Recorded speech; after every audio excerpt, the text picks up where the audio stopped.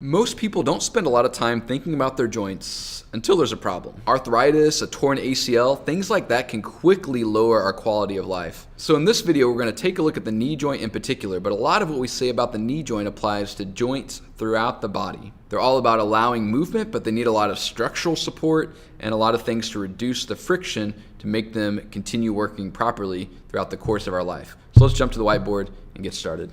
Now this video is all about the knee, but before we get into the specifics of the knee, let's take a look at synovial joints in general.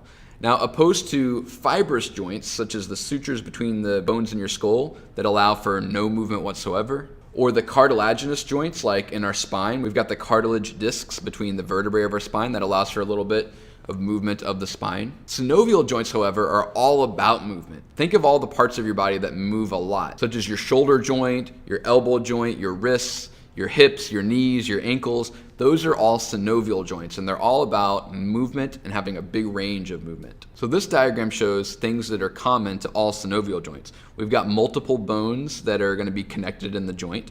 We've got articular cartilage between the two bones. That articular cartilage is going to reduce the friction so the bones don't wear too much on each other. They're going to be filled with synovial fluid, and that's going to act as a lubricant for the joint to reduce friction even more. And they'll be surrounded by what we call a joint capsule. And the joint capsule is going to hold in the synovial fluid and provide a little bit of extra support and stability. Usually synovial joints also have some other ligaments that are going to help stabilize the bones. And we're going to see 4 ligaments in the knee. Speaking of which, let's jump into the specifics of the knee joint. So there's 4 main bones that make up the knee joint, and we see those on the diagram here. But before we name them, let's orient ourselves a little bit. Here we have the lateral side that's going to be towards the side, and then here we have the medial side, which would be towards the midline of the body. And so if this is the medial side, then we should have another knee just to the side of that. So we have the medial side of our knee right here.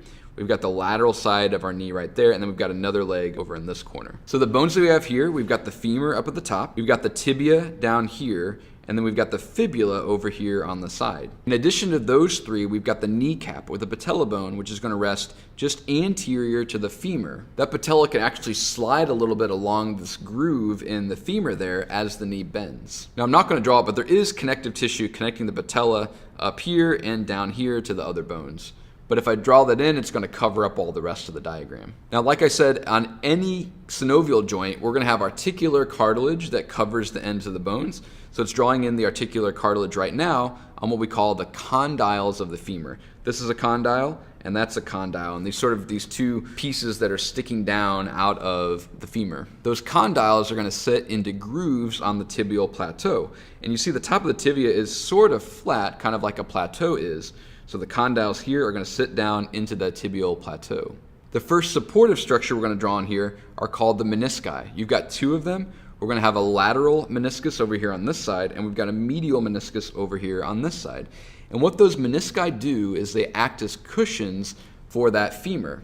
Now, your whole body weight is going to be supported by the knee. We also run and pivot, and that's going to put pressure on the knee. And so it's really important that we have lots of cushion and stability in this knee joint. Now, I keep using the metaphor of a cushion, and I use a wheelchair and I sit in a cushion. This cushion adds extra padding, and so it's going to spread out my weight over a greater surface area. So instead of all of the weight pushing down on the ends of that femur, it's going to spread it out over the full size of this cushion or the meniscus here. The menisci also kind of form a C shape, sort of like this cushion does. This cushion is concave, meaning it kind of dips down. And when I sit in this, it actually provides a little bit of side-to-side stability because it's sort of this shape right here. And the same thing with the meniscus. The meniscus is going to provide a little bit of stability by it sort of wrapping around the condyles of the femur there as it sits down into the meniscus. So menisci act as a cushion and provide a little bit of stability. The majority of the stability, though, comes from 4 ligaments that are going to connect the femur and the tibia in the knee joint. The first one here is the anterior cruciate ligament, or the ACL.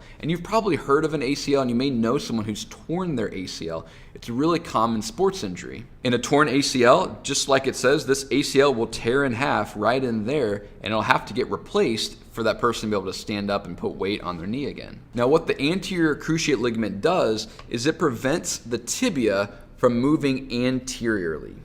Anterior cruciate ligament prevents the tibia from moving anteriorly. And actually, to check and see if somebody's had an ACL tear, that's what somebody does. They'll take the tibia, they'll sort of hold it on the calf muscle, and they'll pull it anteriorly or pull it forward.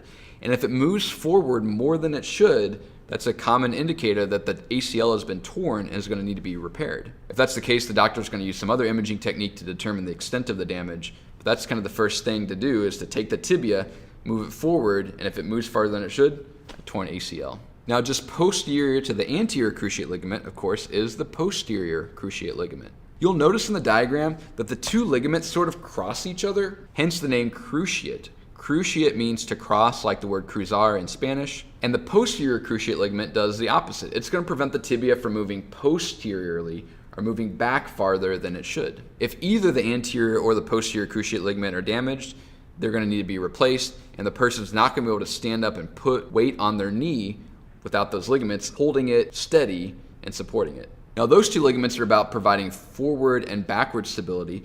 For side-to-side stability, we've got two more ligaments that are called the collateral ligaments. Collateral just means to the side, and both of these ligaments are kind of to the side of either knee.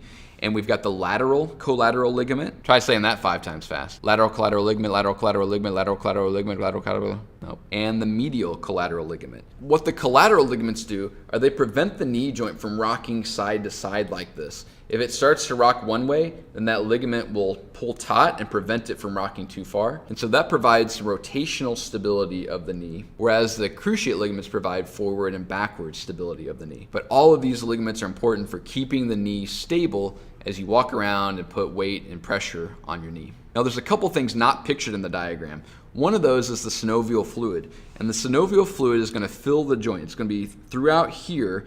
And in fact, if you ever get a procedure done where they have to go in and look inside of the knee to find ACL tear damage or meniscus damage, and they send in the arthroscope into the knee, you'll see that it looks wet and filled with fluid, and that's because it is. So there's synovial fluid all throughout this right here. There's also something called the joint capsule, and the joint capsule is going to wrap around the whole knee. Now, I don't have it drawn here, and the reason, if I drew the joint capsule in here, it's going to cover up all of the structures that we labeled. So it looks something like this. It's just going to kind of wrap around the knee. It's connective tissue.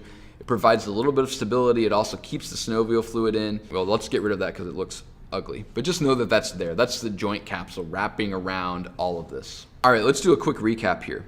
We've got the femur, the patella, the tibia, and the fibula, which are the bones that make up the knee joint. On both the condyles of the femur as well as the tibial plateau, we've got articular cartilage, which will reduce the friction between the bones as the knee bends. We've got a lateral and a medial meniscus, and the meniscus are going to act as a cushion. They're going to distribute the weight of the body over a greater surface area by providing cushioning and also a little bit of side-to-side stability. We have the anterior cruciate ligament, which will prevent the tibia from moving forward, and the posterior cruciate ligament, which prevents the tibia from moving backward. We've got the medial collateral ligament and the lateral collateral ligament, which is going to prevent the knee from rocking side to side.